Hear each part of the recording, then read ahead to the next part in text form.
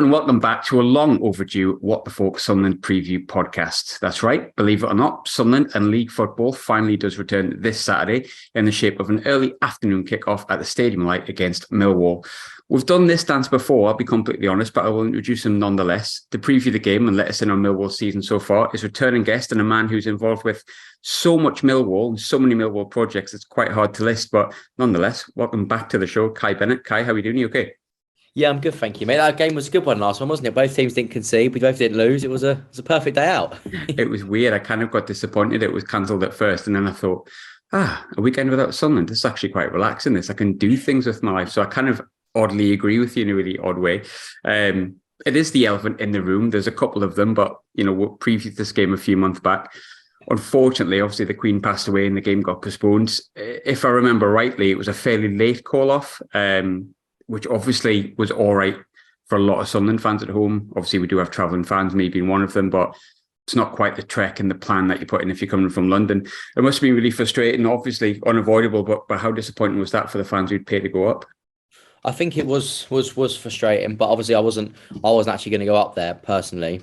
But I think the Millwall fans saw the overall picture, and they got the reason it was called off. It was really sad to hear the Queen had died. For so many, that the Queen has been the only Queen, the only monarchy, hasn't it, for such a, especially in my lifetime, even my grandparents' lifetime. So, no, I think it was, you could see the bigger picture. There was some frustration around the travel and stuff like that. But we're back again. We're back to, we'll try again, eh? Let's take two.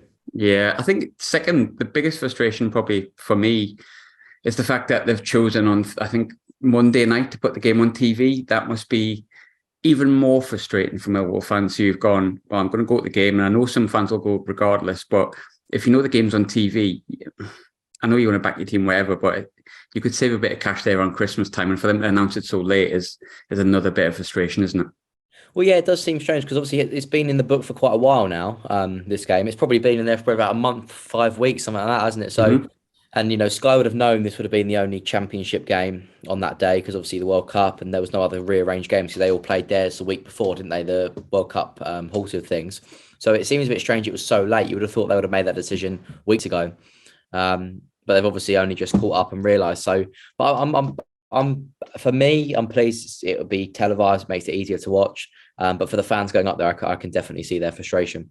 Yeah, 100%. And I think, obviously, we've sort of touched on it already, but there's another elephant in the room. There's a World Cup going on, which I don't think I'll never say this on a podcast, I don't think. We're speaking prior to England's game against Wales tonight, but there is a really strong chance that England will be in round of 16 action immediately after our game finishes. I find that weird because it's a chance of double disappointment and double heartbreak. But what do you make of it all? Yeah, no, I think it's a difficult one. It's probably I understand it would be difficult for the fans getting home. Obviously, the Millwall fans getting home, Sunderland fans getting home, trying to work out somewhere to watch it. Actually, funny enough, one of our fixtures in a week, or obviously, if England do make the final, which would be a dream, wouldn't it, to get to the World Cup final? But if they do, Millwall's game against Luton at their place on Kenilworth Road actually finishes 15 minutes before the World Cup final starts. So it's like that's the even bigger one. If we don't make the final, it doesn't matter. But if we do, then it's like, oh my God, like how are we gonna sort that one out, It could be an almighty session if we're looking on the positives, I suppose. Yes. It could be. So there is positives when I'm really thinking about it. But obviously we've only got the two players at the World Cup, which is maybe a little bit different to what we'd had previously in the Premier League years. We've got Jewison and Bailey, who are both there, who may or may not come home come this time on Friday, Saturday. But are there any Millwall players at the World Cup? I purposely didn't look. No, there isn't actually. Callum Styles plays for Hungary, but unfortunately Hungary didn't qualify. As for any others, no, there isn't. They're all at home. Hopefully they're all rested. Hopefully they're all trained well. So we have got a fully fit squad. They've had some of them, I think, have been able to have a little bit of a mid-season holiday, which is probably quite nice for them to spend some time with their families. I don't think I've ever had that while I've been alive anyway. I don't know if that's happened before that, but I guess it's quite nice for the players to be able to have that little bit of time away, a bit of time to reflect, and hopefully they're fresh and ready to go. We did play last Saturday against Bromby at the Den, and that was just a little run out. I think Sunderland played as well, didn't they? Yeah. And I saw that one. But what actually happened there? It looked like it almost kicked off for a little bit? I think it did. I did catch the mass brawl that they had. I think allegedly one of their players tried to stick a knot on one of our players. Our player naturally reacted, and all the fans, our two owners, and everyone just ran on the pitch to try and. So I'm guessing it was a standard championship game in the form of being in Dubai, but yeah, it was a bit of a weird one. But you touched on Bromby there as well. Quite a matchup. I actually seen Bromby last year in Europe, obviously at Rangers. People know I live in Glasgow. Quite a good result in hindsight, but can you take much from that? It's difficult. We had about 4 youngsters on the pitch over the game. We had one 17-year-old that we gave a chance to. Thought he did really well, actually. It shows how bright the future is. I think it really gave fans a lot of optimism in terms of the future. We had 3 youngsters that haven't actually played before, and one that is an academy product that has only just sort of broken in, if made a bench a few times. So it was good to see them. 1-1 was probably a fair result. We scored a good goal, but then again, Bromby were good in parts as well. So it was a good game. But them friendlies always lack them bit of competitiveness, don't they? Them little bit of zip, bit of intensity. But overall, it was a good run out for our players. But I probably won't be reading too much into it. Would have had more competitiveness if you just got one of the Bromby players to headbutt one of the Millwall players, and then it would have been totally much more competitive. That's what you're missing. You're missing a headbutt from the opposition, mate. That's what you're missing. Oh, definitely. But it didn't help that there was no Bromby fans in the stadium either. Yeah, that's true. Actually, it's difficult because of that. Then obviously there's not that singing between the 2 sets of fans, and then the players aren't. That also makes a difference, doesn't it? Yeah, absolutely. And it's difficult to read too much into it, but it's the necessity of this wild, odd season, which somehow feels wilder than the COVID season for some reason. But I think normally at this point you discuss recent form, and we will sort of, but neither of us have played for weeks. How much of a bearing do you think that's going to have for both sides, considering we haven't really played competitively for, I think it's been 3 weeks? I think some sides are going to come back and they're going to benefit from it, maybe because of the fact that they obviously both, all teams in the Championship play so frequently compared to a Premiership sort of side. Some people are going to benefit from the break. Some people are going to maybe feel a bit rusty after the break. So it's difficult, but, as you say, you can't really read too much into the form beforehand. I think personally for us, break came at the wrong time, if anything. You always prefer to be at a break if you've lost a game or you haven't done so well recently. But the win against Preston was a really great win for us, especially away from home. We have really struggled away from home in sort of the last 12 months. So it was a good win. It's a shame we couldn't have carried that on with a home match or even an away match next up. I find it quite interesting that the form, you touched on the Preston game there, and sort of looked at your form. You look at the last 5 or 6 games or whatever. So you drew blanks in 3 games, lost against Huddersfield, drew 2 games 0-0, 1 against 10 men, and then Preston, probably, I think they are still the best defence in the division, and you smashed 4 past them away from home. So, how disappointed were the fans and everyone that the break did come on the back of that brilliant result, let's be honest. Yeah, I think probably were a little bit frustrated. It seems to happen to us quite frequently, actually. When the COVID shut things down back in 2020, we'd just beaten Forest away from home 3-0 on a Friday night. And we had Derby next up. I think we were 2 points off the playoffs. And you were thinking, this could be our time. We've just absolutely smashed them. We're on a great run. We're like 8 unbeaten or something. And then it comes at that time, you're like, and then we come back and we don't make the playoffs. So I think the momentum would have been nice to carry into the next match. It's a great display from us. We were really, but it really does sum up Millwall, that though, losing to Huddersfield, 3 blanks, 1 at home, which we really should have beaten Hull at home. And then turning up and beating Preston, the best defensive team in the league, and putting 4 past them. So that, if that doesn't sum up Millwall, I don't know what does.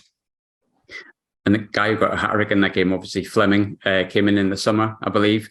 We spoke about him a little bit on the prior podcast, and you said, he was looking like he was being impressive. He's now scored a hat-trick on your last game, obviously, and he's your top scorer. He's getting, I think it's 0.56 goals per 90, which is pretty decent. 162 minutes per goal, which is not to be sniffed at. How good of a signing has he been? He's been excellent. I think when we spoke last time, he was just starting to show his qualities. It took him maybe a little bit of time to settle in. He had a few weeks out for injury at the start of the season. But I think he scored 5 goals in 5 games from October. He scored 5 goals in 5 games, which put him up for player of the month, and also scored an absolute great goal against Rotherham.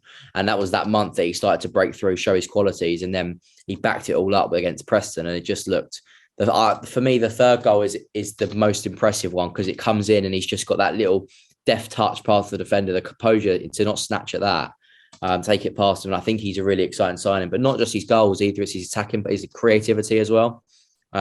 He's really keen to play players through, try and attempt on goal. And I think he's got the third most shots in the division, just behind like Brereton Diaz and someone else. So he's definitely full of confidence. Obviously, Cresswell's another person that came in on loan from Leeds. I think he played a fair few games, and we touched on him before in the preview, and you said he was also starting to show signs that, you know, he was going to be a real good player for you. He looks like he's currently playing sort of around that front four that he plays. He's bagged, I think, 4 goals, 1 assist. How much of an asset has he been as well? Because sometimes the young players that you get from the Premier League are the best ones, and you get far too attached to them, not saying anything Amad Diallo, but I know what it can be like.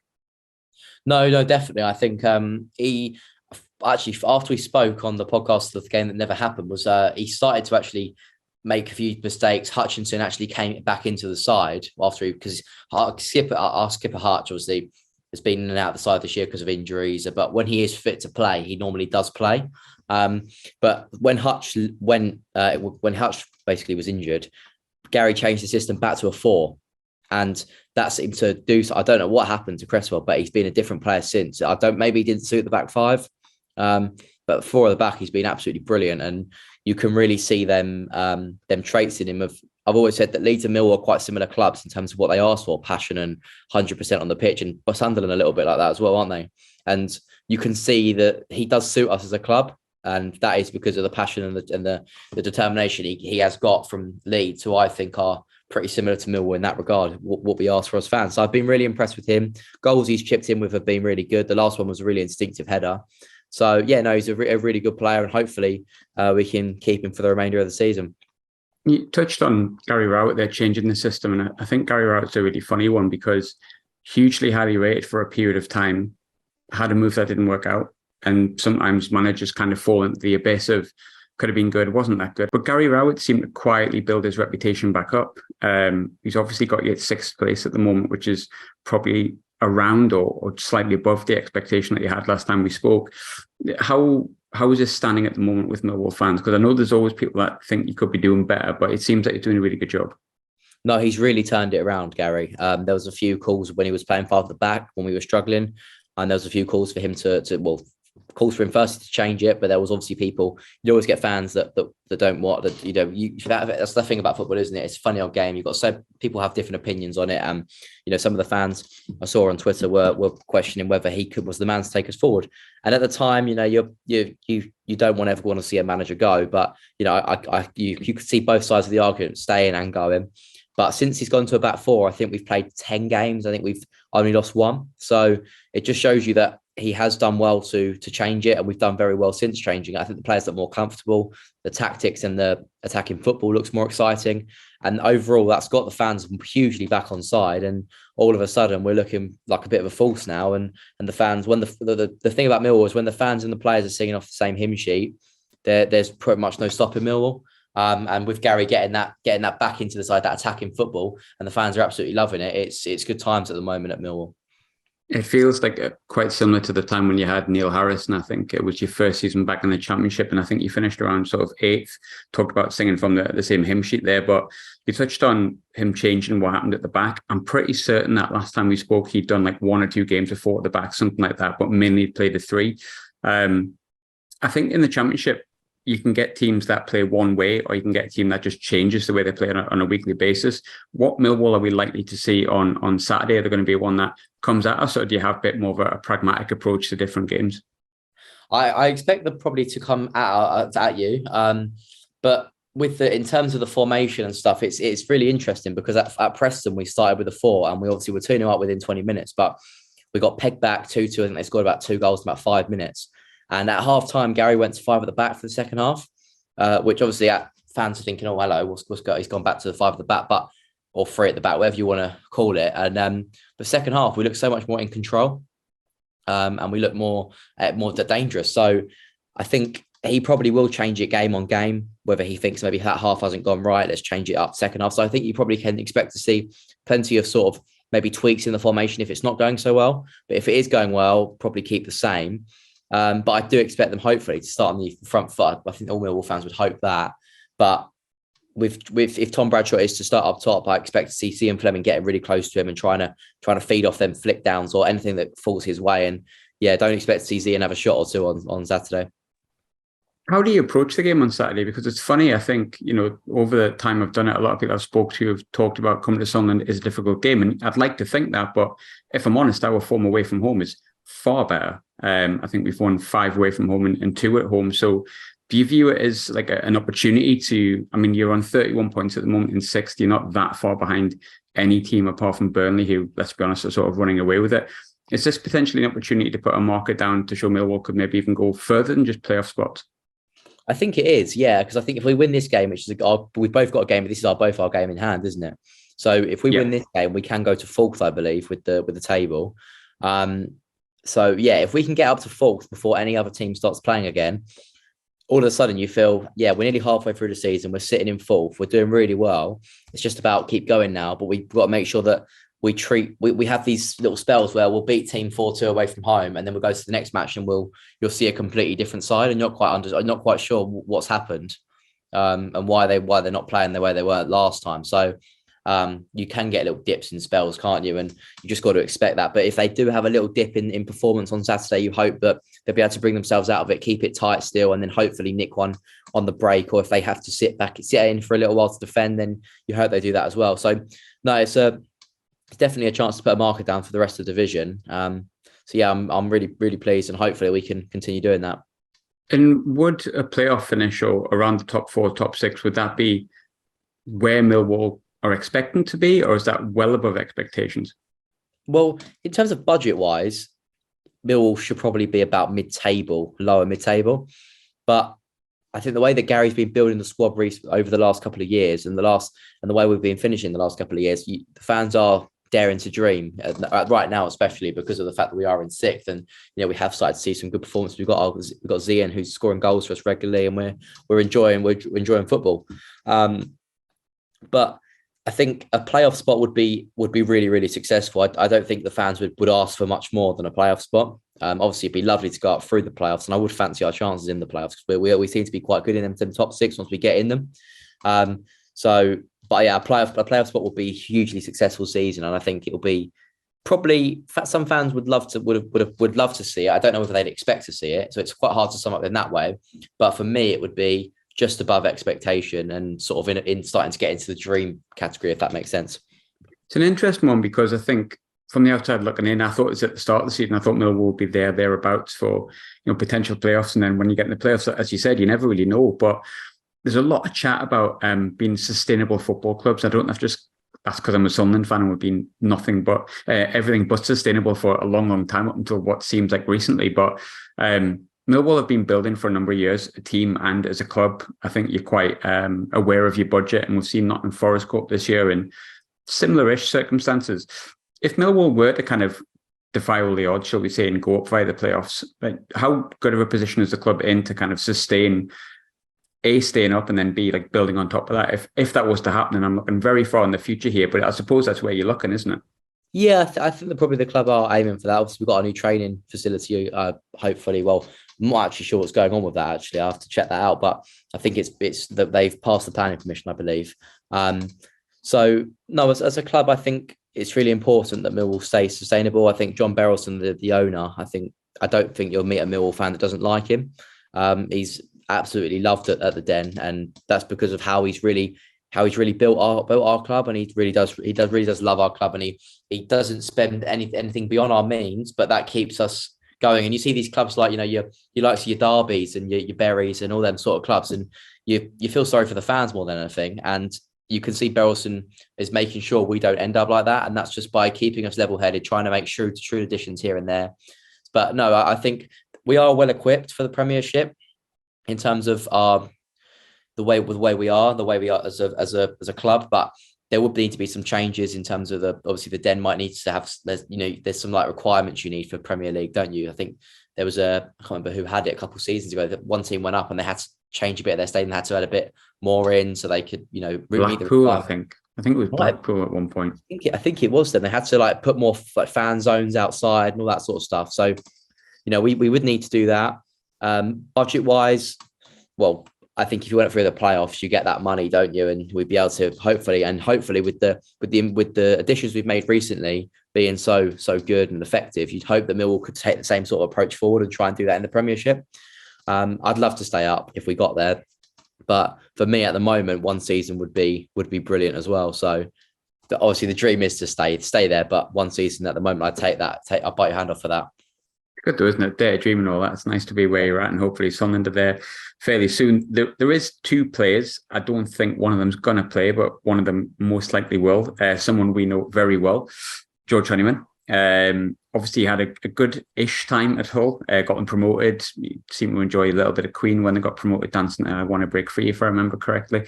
He was very much Marmite at Sunderland, 100%. Either seem to really rate him and think he could go on further than he should be captain, or you didn't. And that's fine. That's football and opinions. But he seemed to be really well liked at Hull. How's he gone down at Millwall? He started the season really, really well, and he played every game, and fans loved him because he's such a Millwall type player in terms of his challenging, his attributes, his work rate is unbelievable. Didn't play too much during the middle bit of this first half of the season, but just came back into it as we approached the end. Played in the Birmingham game. I think he played in the whole game, and he did well. He works hard, and he showed a bit of quality. I don't think he played against Preston, but I'd expect him to be at least in the squad definitely be in the squad unless there's an injury there on Saturday. I don't know whether he'll start or not. That obviously we'll have to wait and see for that, but he'll definitely be in the squad as long as there's no injury. And I think, I with Hull actually gave him quite a decent reception. He clapped our fans. He got a little bit booed, but you always get that, don't you, from the clubs, even if a majority like them, some of them won't.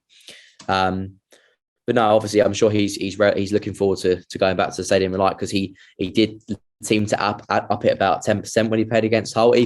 I'm not quite sure how he upped it by 10% because he looks like he can't give any more, but he just seemed to get even more stuck in, which was really great to see. So yeah, I'm sure he'll be at least in the squad on the bench on Saturday. What sort of George Honeyman are we likely to see? Because it feels like at Sunderland, he could play deep or he could play in the 10, he could play on the right. He was kind of stick him anywhere where he fits and he'll give you, as you said, 400%, but he never really nailed down a specific position. Whereas as a Hull, from what I spoke to their fans, he turned into this sort of corner kick taking set piece specialist that could play just behind the striker or on the right and was much more advanced. Is that the sort of George Honeyman we're going to see for Millwall? I think so. Yeah, he's taken a lot of set pieces this year, and he started in behind the striker when Zian was injured. But obviously Zian came back in, and obviously it pushed him out. Honeyman, and when he came back into the team recently, he was on the right, and he worked really well with Danny, but doesn't have that explosive pace to be able to get past the man. So he tends to cut back and then try and put his delivery in, and his deliveries are really good. But I just wonder whether he would be better just behind Fleming. But then Saville and Billy have got that and them two spots nailed down. So it's really hard for him at the moment to really nail down a position. But he's one of them ones that if you bring him in, he's going to do a good job anyway. So the fans don't mind seeing him at all in any position, wherever he plays, because we know he'll give 110%.